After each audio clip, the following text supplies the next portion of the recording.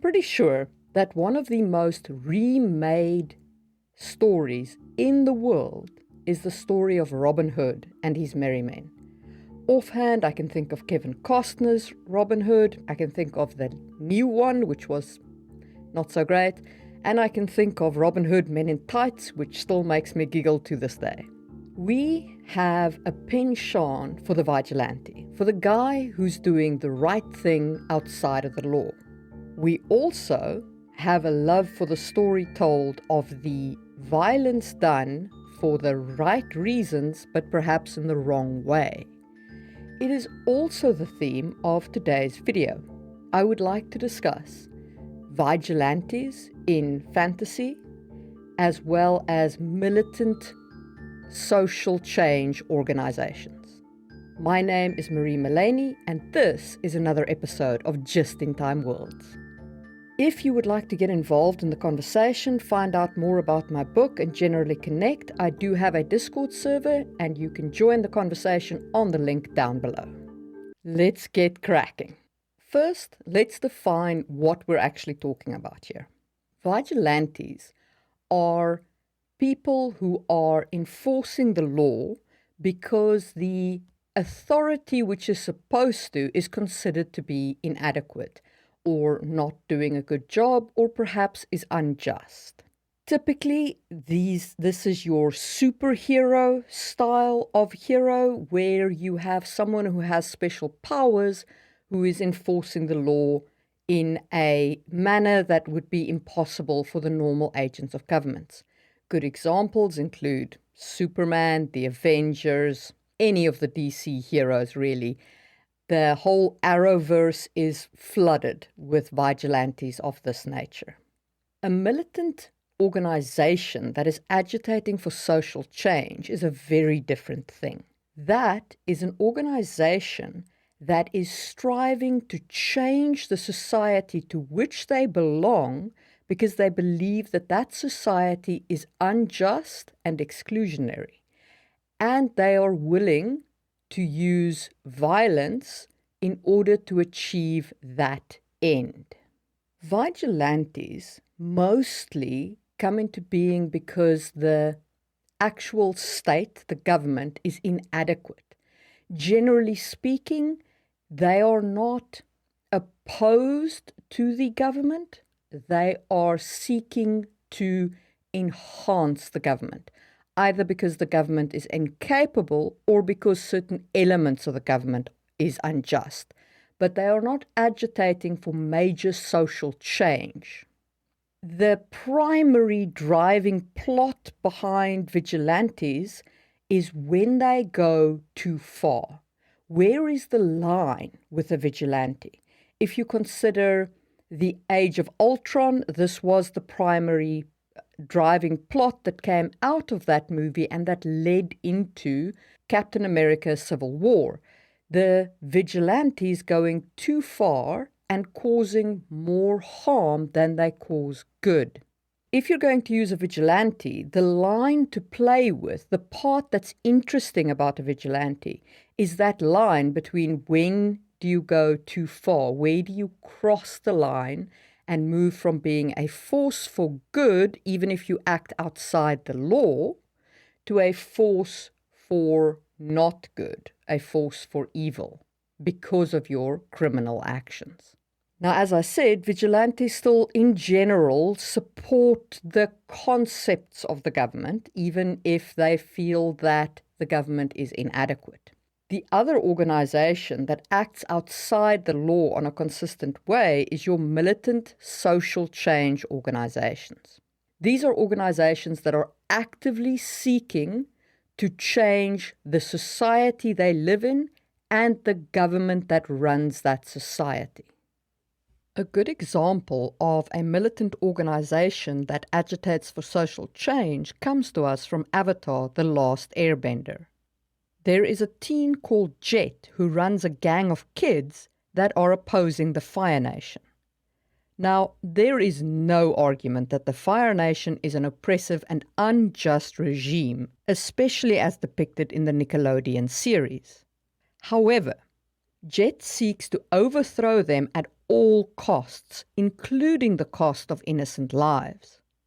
He devises a plan to break a dam to wash the Fire Nation out of a valley and liberate it.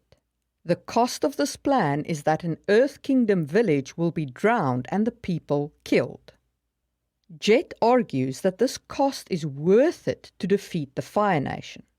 That kind of ruthlessness is very typical of these militant groups. Sometimes that ruthlessness extends even to their own lives, and they are willing to be martyrs for their cause.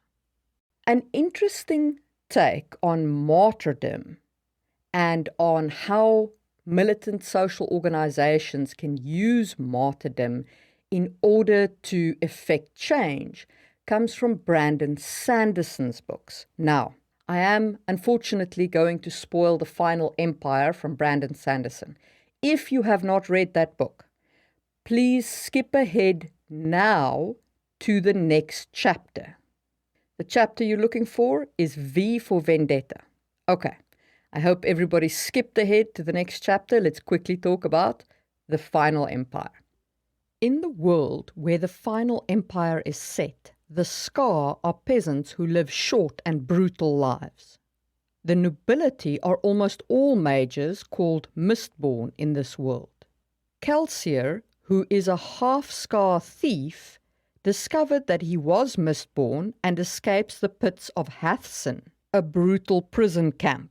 His goal is to overthrow the Final Empire by stealing its treasury and collapsing its economy. Or so he claims. Kelsier puts together an army of Skaa and incites a house war between the noble houses. He hopes that the house war will provide sufficient distraction that his Skaa army can win through. During the climactic fighting, Kelsier is killed by the ruler of the Final Empire, called the Lord Ruler, in an extremely dramatic confrontation in the main city square. It appears that Kelsier's plan has completely gone to pot, but in fact, this was his plan. He wanted to turn himself into a martyr and a symbol of hope for the Skaa population of the city. They reacted to his death by rising up, and they overthrow the Lord Ruler with the help of what remains of the Skaa army that he had raised. Because Kelsier is willing to sacrifice himself as the martyr, it makes him a much more sympathetic character than is normally the case with leaders of organizations like this.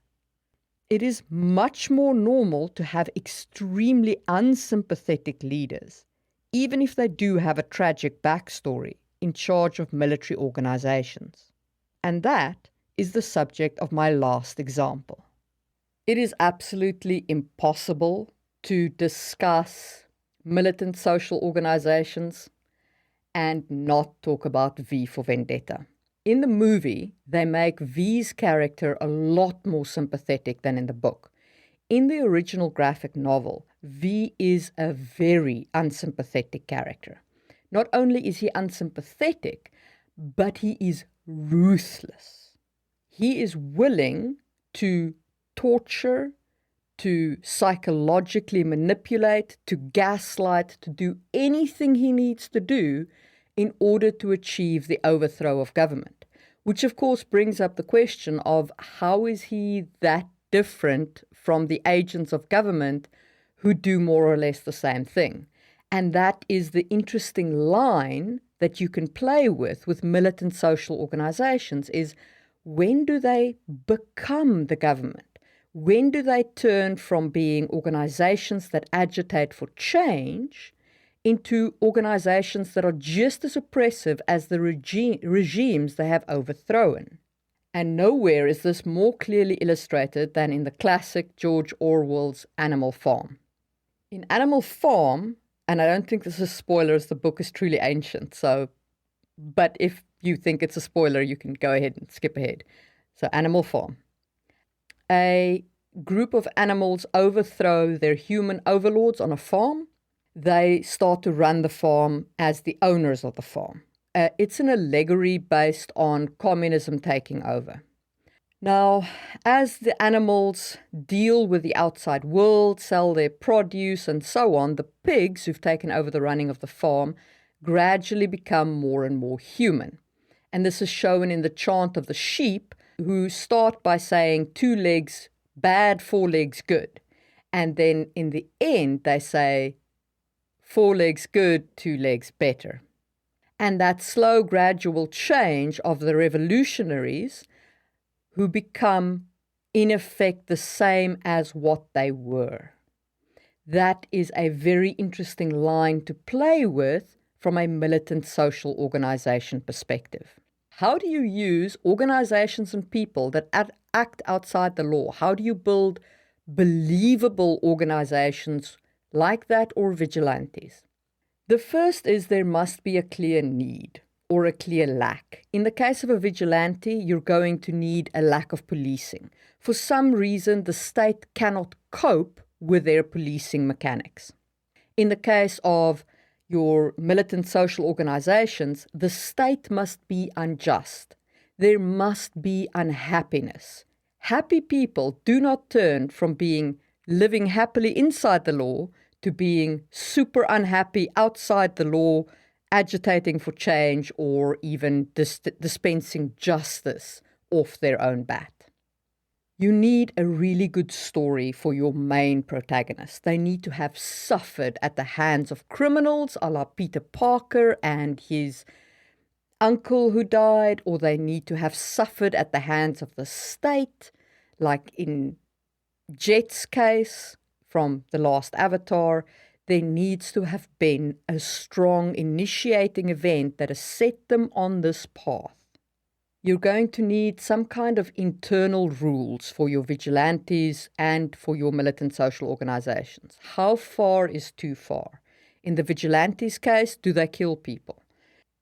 Tony Stark's line was where he realized how much damage the Avengers had done.